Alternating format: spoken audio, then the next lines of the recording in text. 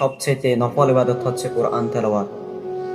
নবীজি সাল্লাল্লাহু আলাইহি ওয়াসাল্লাম আরো হাদিসের মধ্যে ইরশাদ করতেছেন, খায়রুকুম মান তাআল্লামাল কুরআনা ওয়া আল্লামাহু, তোমাদের মধ্যে সর্বোত্তম ওই ব্যক্তি যিনি কোরআন মাজিদ শিক্ষা করে এবং অপরকে শিক্ষা দেয়।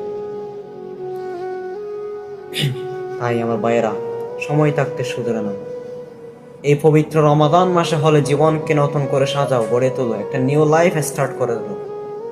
11টা মাস আপনি শয়তানের দোকায় পড়ে দুনিয়ার অনেক অপকর্ম কাজে একটা দিন, আপনার 11টা দিন, 11টা মাসের দিন অতিবাহিত করছেন।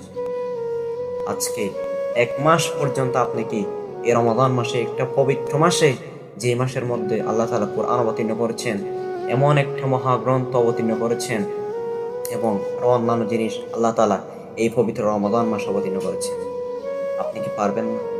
11টা মাস যে আপনি অতিবাহিত করছেন শয়তানের দোকায় পড়ে, অনেক তাড়াহুড়া করে জীবনটা পার করে আসছেন, 1 মাসের জন্য আপনি সুদূর হতে পারবেন না? একটা নিউ লাইফ স্টার্ট করতে পারবেন না? এই রমাদান মাসে হলো মসজিদটা আপনি ভরপুর করুন, 5 ওয়াক্ত নামাজ আদায় করুন।